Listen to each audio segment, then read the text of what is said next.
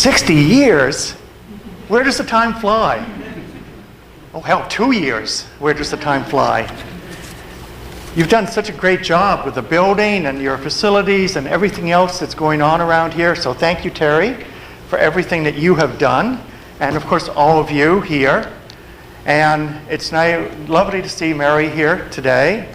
And I also want to thank Pat and Bob for having many of us over for dinner last night and hosting as you do so wonderfully. And Paula and Jorge, it's lovely to see you again. And of course, it's lovely to see so many familiar faces. Actually, I'm in Fort Worth, Texas now, at my newest interim position. And I was in Bend, Oregon, in the central part of the state for 2 years after I left here.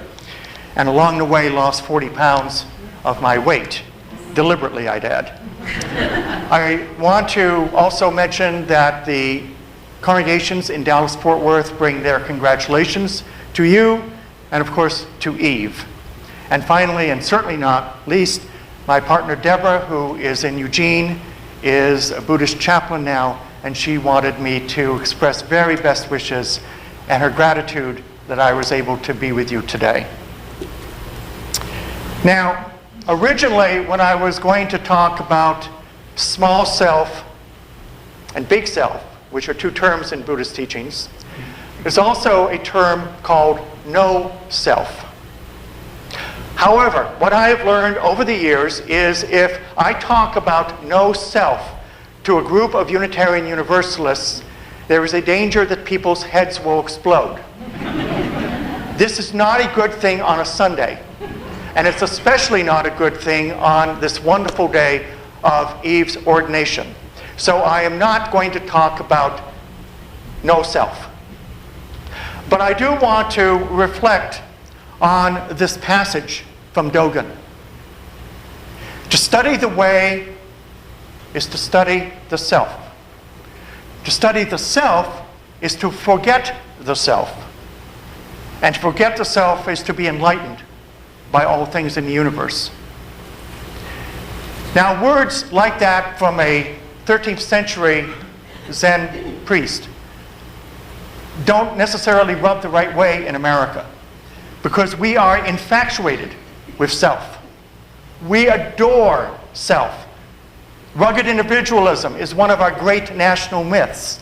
And I would add that I think sometimes in Unitarian Universalism, we get so caught on the first principle, the inherent worth and dignity of every person, that sometimes we forget about community. So that's something that I've been reflecting on for a number of years. Now, Dogen's comments in that verse, they're like a koan. Now, Terry mentioned to me this week that some people had asked her the question, what is a koan? Well, in the Japanese and Chinese and Korean Zen traditions, a koan, and it's K-O-A-N, is a question that Zen teachers ask their students. And it is a question that cannot be answered by logic or rationality. Hence, the heads exploding possibility. So a koan is deliberately set to take us out of our comfort zone of our intellect and rationality, and to break through that to another space, from small self to big self. So now I'm going to start by giving you a koan, which is not an official one because I'm not a Zen teacher. I do not have authority to teach these sorts of things. So this will be a little practice one for you. I'd like you to imagine this room as a swimming pool. Let's say to about 5 feet deep. No furniture, no people, just a big swimming pool. And it's filled with billions and billions and billions of drops of water, which represent every single soul or self or essence of every being in the world. Now further imagine that I'm standing on the edge of that pool, and I have an eyedropper, and it has one drop of water in it, one lonely little drop of water. And that drop of water is named Alex. Or it could be Terry, or it could be any of us. So I take that dropper and I squeeze, and the drop of water falls into that big pool. So here's the question I'm going to invite you to ponder. Does that drop of water still exist? So, think about that for a moment, because it's going to come up another time. I'm going to invite us to look at the idea of self from those three phrases that Dogen uses. To study the way is to study the self. Now, in most Buddhist teachings, when they say study the way, it means studying our life.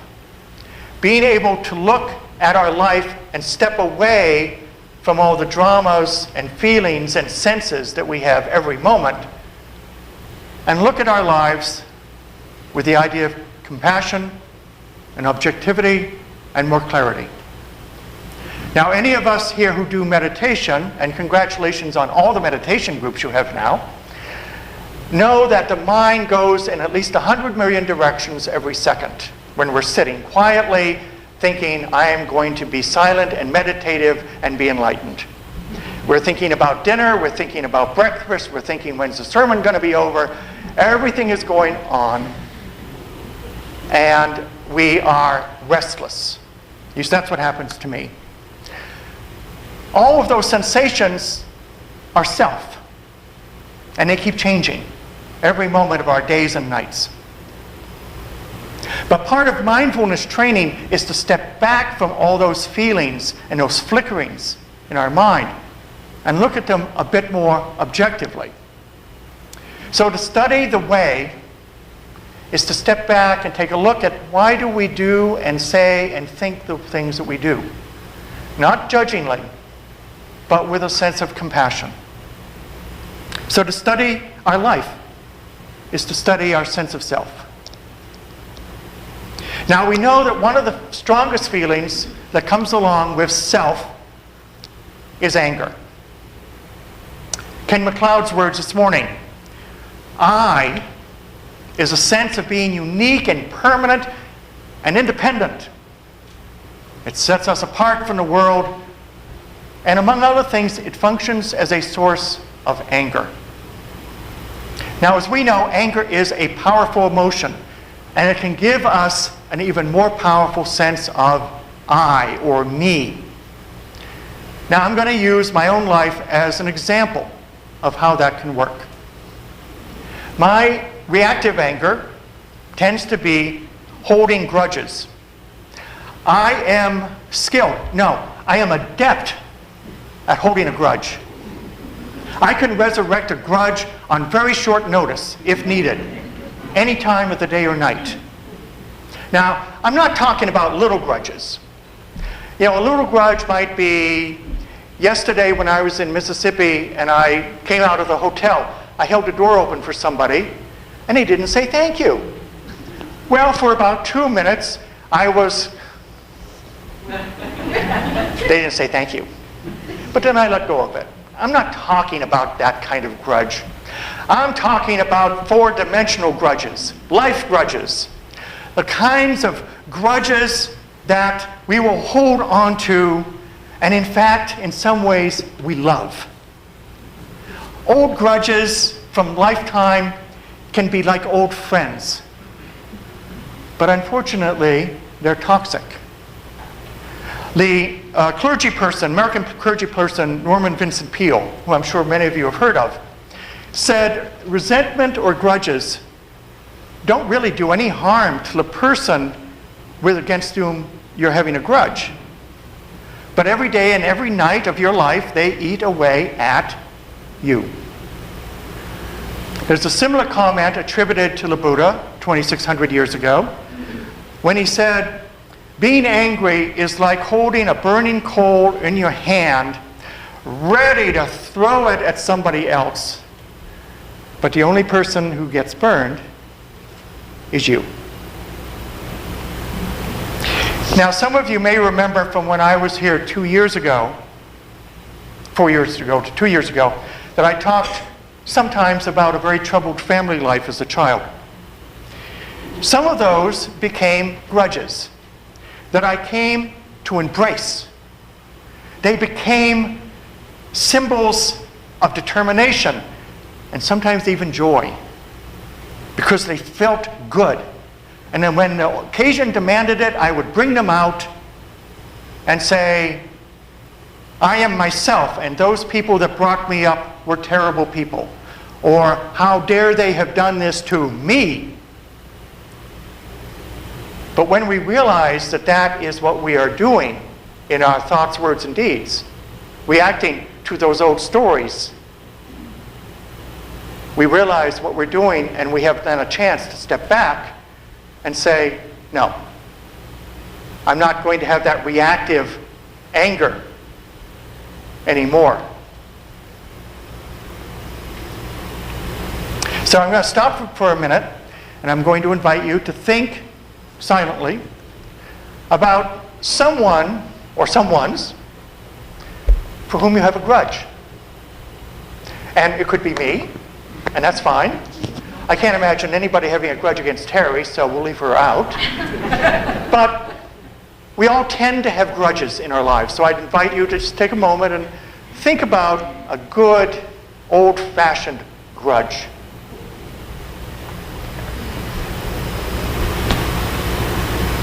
The second portion of Dogen's words are, to study the self is to forget the self.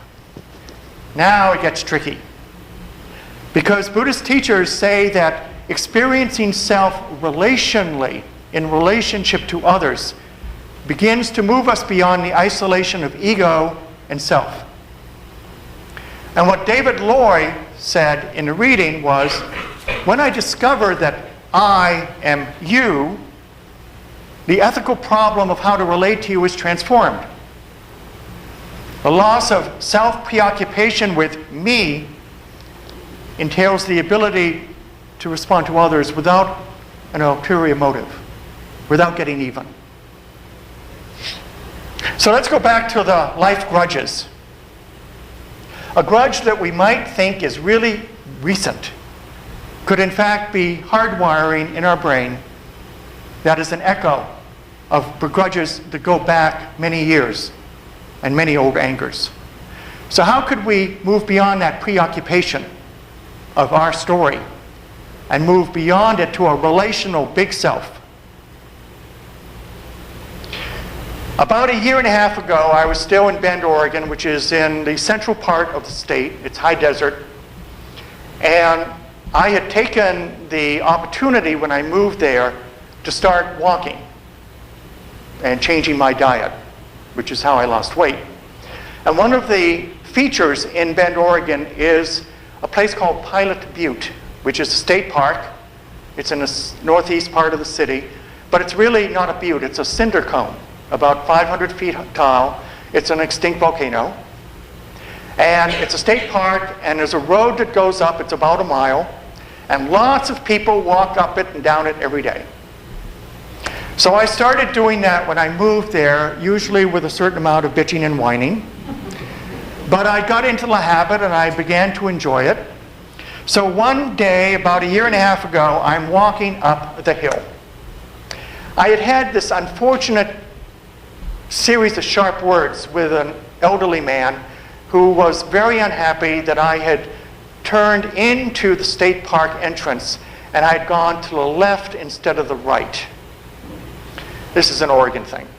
So he was unhappy with me, and I tried to be nice and polite, and I walked off, but I was holding a grudge. And this wasn't just any grudge. This was a righteous grudge. This was Old Testament grudge. This was the kind of grudge which would really lay flat the entire world. That's how I was feeling as I walked up the hill. And then, of course, I transformed that grudge against that elderly man to the people that brought me up 60-some years ago. So I was really on a roll. And then quite suddenly, without any warning, a still, soft voice came into my head and said, "Let those who have died have their peace." Let those who have died have their peace. Wow. That was one of those aha moments that come to us when we least expect it. Those people who had created that old anger were long dead, and nothing I could do or say would change them. Nothing would undo the unhappiness of those years. I couldn't go back and change it. But of course, what I could do, as you all know, was move beyond my preoccupation with my small self to a more relational self with them. They had had undoubtedly challenging childhoods themselves. They had undoubtedly carried their own grudges from their childhoods, and they'd given them to me. And then what I had done in turn was I'd held on to that anger and those grudges, and I was doing my best to pass it on until I realized that I was harming myself and harming others by doing so. And in fairness, the people that brought me up had also done many good things. And so I was avoiding the good things and paying attention to the unhealthy ones. So this brings me to the third verse of Dogen. To forget the self is to be enlightened by all things in the universe. So when I had that little epiphany, that aha moment on that walk at Pilot Butte, I began to move away from the primacy of small self and preoccupation with me and I. And for just a moment, just a long, long moment, I connected with those people who had caused me harm. And I began to forgive both them and myself. And I would remind us that our seventh principle tells us that we are not isolated creatures living and acting our lives and emotional states, and that we don't affect other people by our thoughts, words, and deeds. Everything we say and we do and we feel has an effect on the interdependent web of all existence, of which we are a part. That doesn't leave anyone out. People past, present, and future are all part of that web, including the people that brought me up, people for whom I had grudges years ago, and so on. That changed relational mind state can happen without warning, as it did for me on that day, where our intuitive voice or our divine voice, or whatever you want to call it, comes to us and says, pay attention. Pay attention. There's more to learn. We then have a choice whether we wish to remain victims to our old anger or turn away from the grudges and the anger and the fear and holding on to that hot coal until it burns us through and we can feel no more. The choice again is to let go. We have a choice to become more awakened when we recognize that anger and grudges are someone else's story, and we allow it to be passed on to us. But it is not ours to keep if we choose. And that awareness is the beginning of awakening. Now, I'm sure you all know this by heart.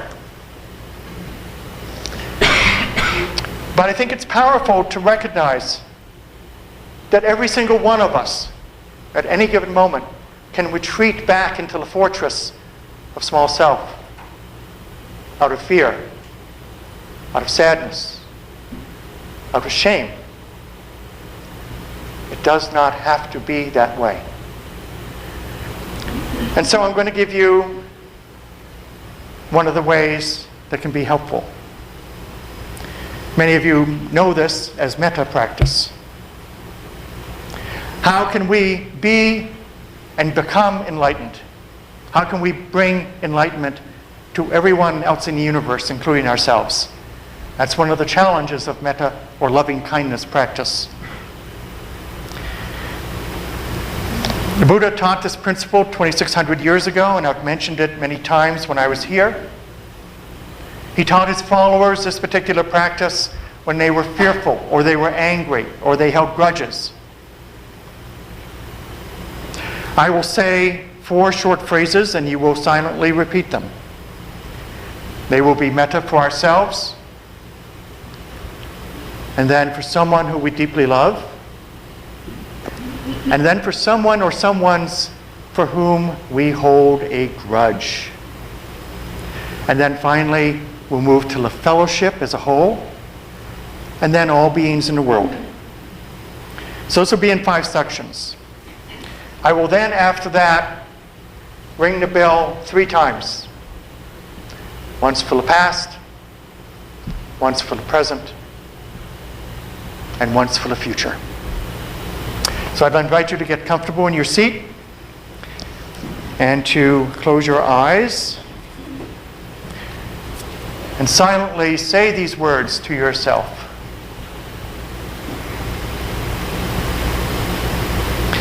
May I be filled with loving kindness.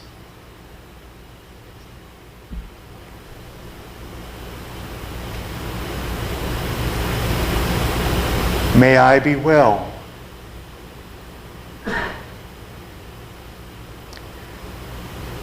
May I find a place of peace and joy.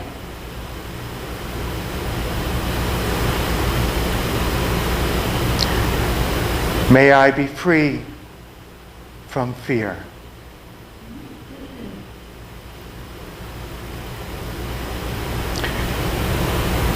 Now, with your eyes still closed, I would invite you to imagine someone who you love deeply sitting right in front of you, facing you. Whoever that person might be. A spouse, a partner, a child, a parent, a teacher, whomever. And silently say these words to that person. May you be filled with loving kindness.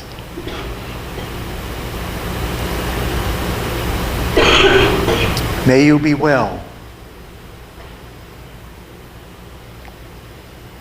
May you be peaceful. And may you find a place of peace and joy.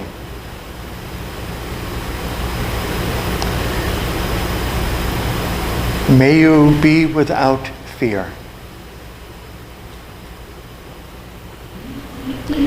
Now, I'd like you to do your best to replace that person who you love with a person or persons for whom you feel anger or a grudge. That person or persons could be alive or no longer alive. It could be in your life or no longer in your life. It doesn't matter. Because if you remember them and you still have those feelings, they're still with you. So to the best of your ability, say these words to them in silence. May you be filled with loving kindness.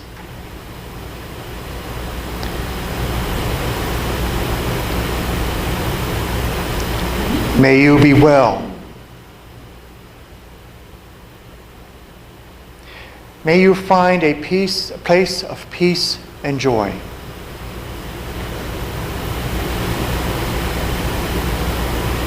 May you be without fear.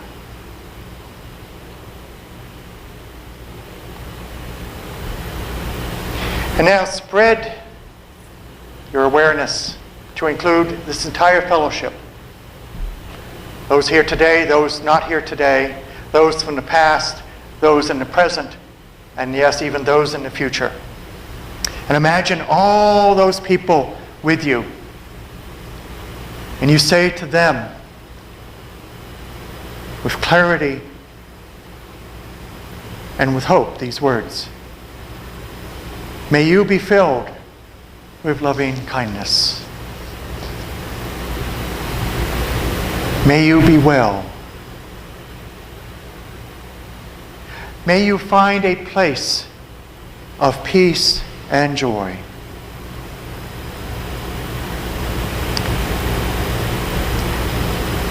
May you be without fear.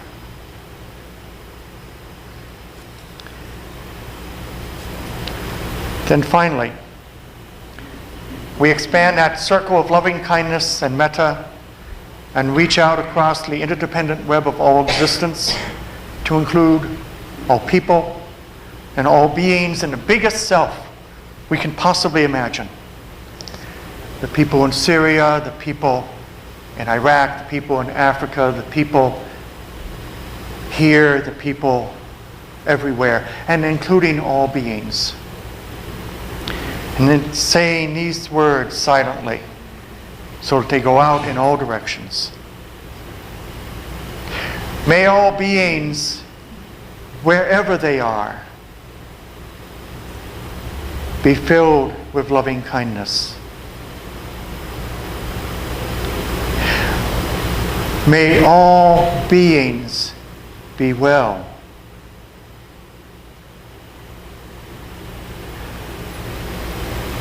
May all beings, wherever they are, find a place of peace and joy.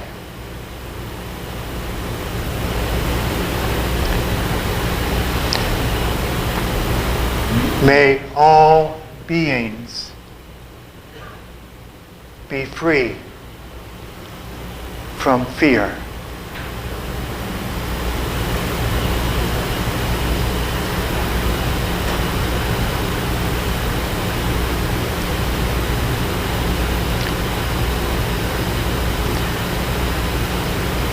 First, for all in the past.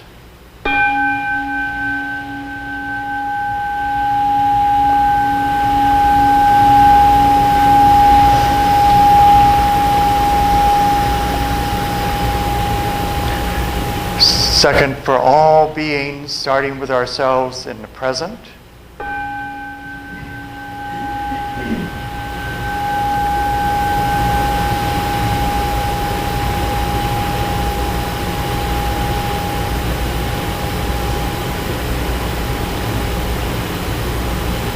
And for all beings and all those who will come after for the future.